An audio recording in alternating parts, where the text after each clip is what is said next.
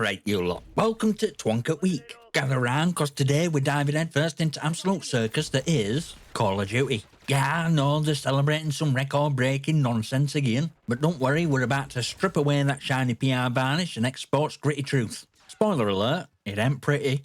If you've ever wondered how a banana clicking game outperformed one of the biggest franchises on planet, stick around, you're in for a treat. But before we get started, don't forget to like, subscribe and all that bollocks. Yeah, I know it's annoying, but it helps channel grow. And trust me, you won't want to miss what's coming next. Let's do this.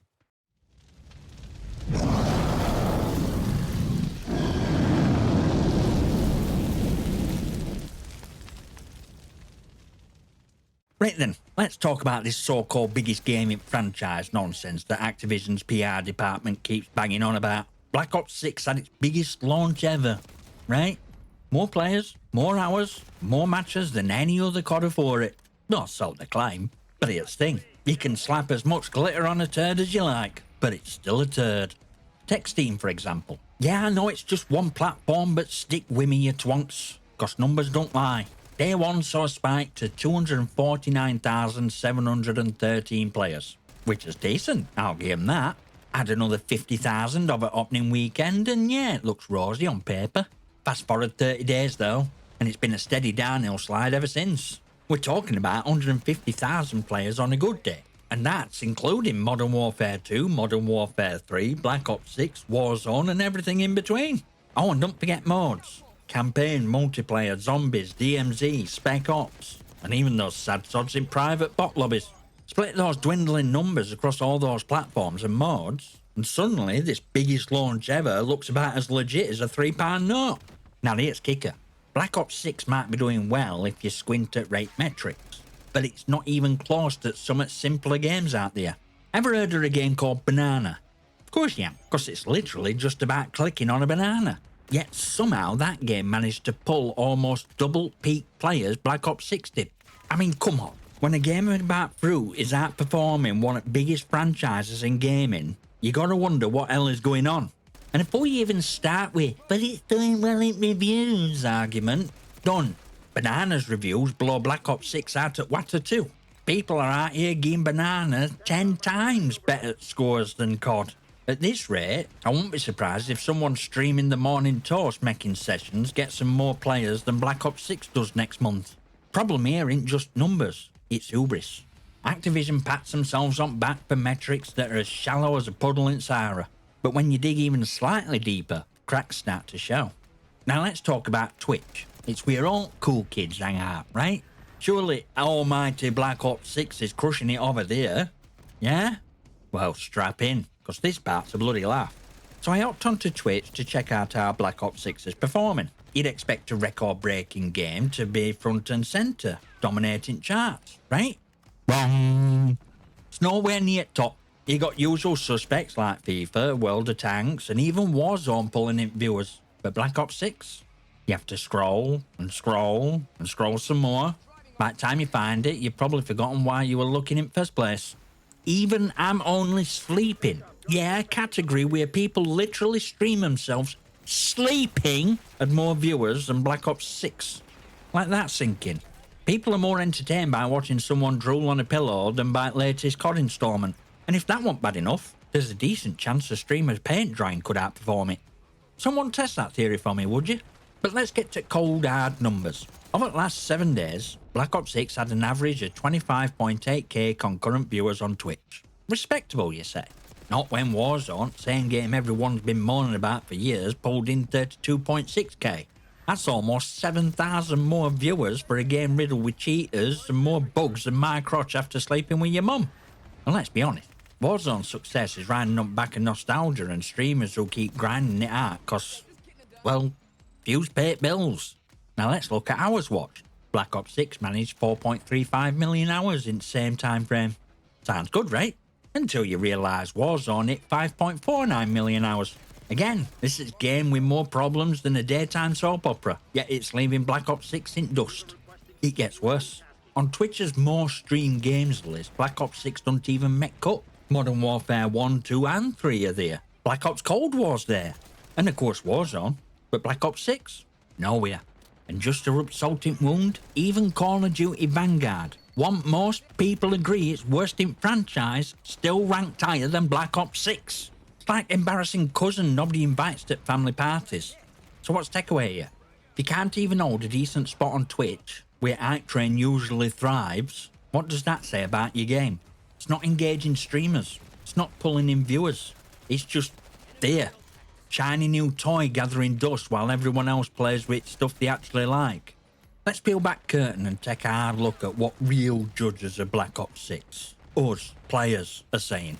Spoiler alert, it's not exactly a standing ovation. Activision might be busy popping champagne for the biggest launch ever, but down here in trenches, it's more like a bloody funeral. Let's start with 3 weeks to throw at us like some kind of Hail Mary.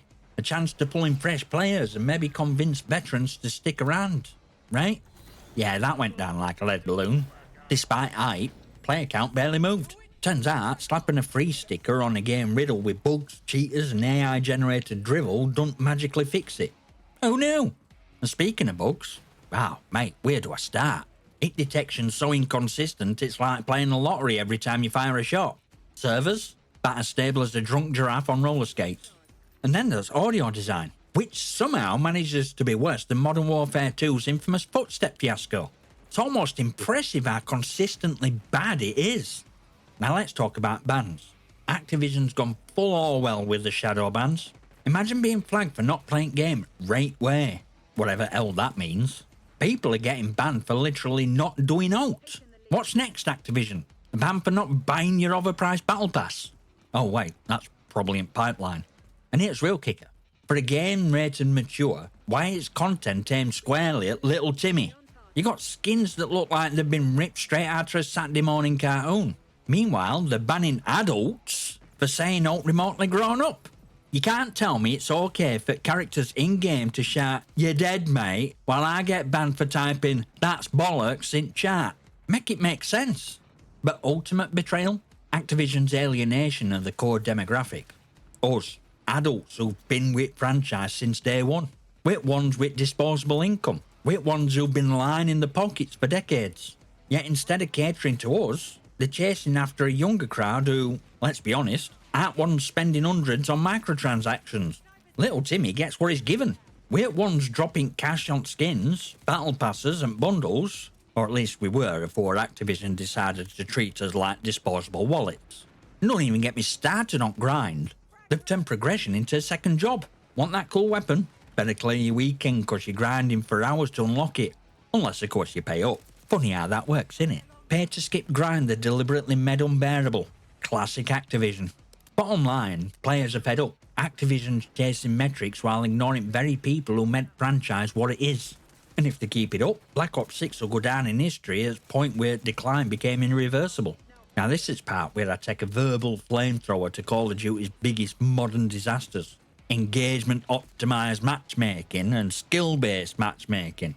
If you thought Black Ops 6 were just plagued by bugs and bad PR, you've not even scratched the surface. These systems are silent assassins, slowly killing what made Call of Duty great. Let's start with EOMM, shall we? For those not in know, this isn't just matchmaking. Yeah, I know. This is Activision using an algorithm designed to keep you hooked like a junkie. It tracks everything. Your win-loss ratio, how often you spend on microtransactions, how frustrated you get after a string of losses, but it pits you against players designed to manipulate your emotions. Win too much? They'll throw you into a sweatfest with pro-level players until you start questioning your life choices. Lose too much? Don't worry, they'll give you a pity win against bots disguised as players to keep you from uninstalling. And why? To maximise playtime and spending. It's not about your enjoyment, it's about squeezing every last penny out of you. They're not matchmaking you to play fair, they're matchmaking you to pay. Ever noticed how you start seeing flashy skins after a loss streak? That's EOMM whispering in your ear. Buy this, mate, and maybe you'll stop sucking. Now on to SBMM. On paper, it sounds great, doesn't it? Matching with players at your skill level. Fair fight every time. But here's reality. It's ruined casual gaming. Every match feels like a bloody World Cup. You can't even log on for a relaxing session without getting sweatier lobbies than a sauna on steroids. It punishes you for improving. Get a few good games in, and suddenly you're up against a team of slide-cancelling, drop-shotting maniacs who treat every match like it's for $1 million prize. Remember days when Call of Duty were about fun? when you could drop into a lobby, have a laugh with your mate, and not feel like you were being monitored by Big Brother. Those days are gone. Activision's turned COD into a science experiment, and we're lab rats. But it doesn't stop there. SBMM and EOMM are actively destroying social aspect at game. You can't squad up with mates of varying skill levels without breaking matchmaking. Got a friend who's new at game? Enjoys stomping on noobs for a round or two, but then watches you're all thrown into deep end with sweatiest at sweats. It's game punishing you for daring to have fun. And let's not forget impact this has on content creators. Streamers and YouTubers who built their careers on Call of Duty are being forced into private matches or bot lobbies just to make entertaining content. No one wants to watch someone grind out a 0.5 KD in a ramp match disguised as casual play. Activision, if you're listening, this is why your game is tanking on Twitch. This, right here. At the end of the day, these systems aren't designed for us, players. They're designed for Activision's shareholders. They don't care if we're having fun. They don't care if community's thriving. They care about keeping us playing, frustrated enough to keep spending, but not enough to quit entirely. It's manipulation, plain and simple. If Activision don't pull plug on EOMM and torn down SBMM, Call of Duty's legacy will end as a cautionary tale. Franchise that started as a revolutionary shooter and ended as a corporate cash cow. Milked to death. They've taken what we loved and Frankensteined it into a bloated mess of manipulated matchmaking, soulless microtransactions, and desperate chase for relevance. Black Ops 6 might be the biggest launch ever on paper, but in reality, it's poster child for everything wrong with modern gaming. Let's get one thing straight. We, players, are not problem. We've shown up for years, decades even. We've bought games, DLCs, battle passes, and overpriced bloody skins, but there comes a point where enough is enough. EOMM, SBMM, bans, kid-friendly skins in a mature-rated game? It's all just a slap in face at very people who made this franchise what it is. Activision, if you're listening, and you're probably not, because criticism is like garlic to a vampire for you lot, take this as your wake-up call. You're not just alienating your audience, you're actively driving them away. Every bug, every unbalanced match, every dodgy algorithm and tone-deaf decision is another nail in coffin. And to all my fellow gamers, stop settling for this rubbish. They'll keep serving us corporate slop as long as we keep buying it. Don't let them take piss anymore. Demand better, or better yet, spend your hard-earned cash on games that actually respect your time and money.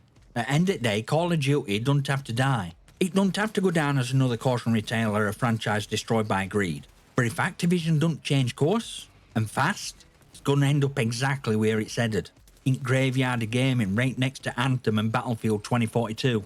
Smash that like button, hit subscribe and leave your comments and questions below. Might just feature them on channel. Let me know what you think about this train wreck of a franchise and where it's headed. And I'll see you next time, you magnificent.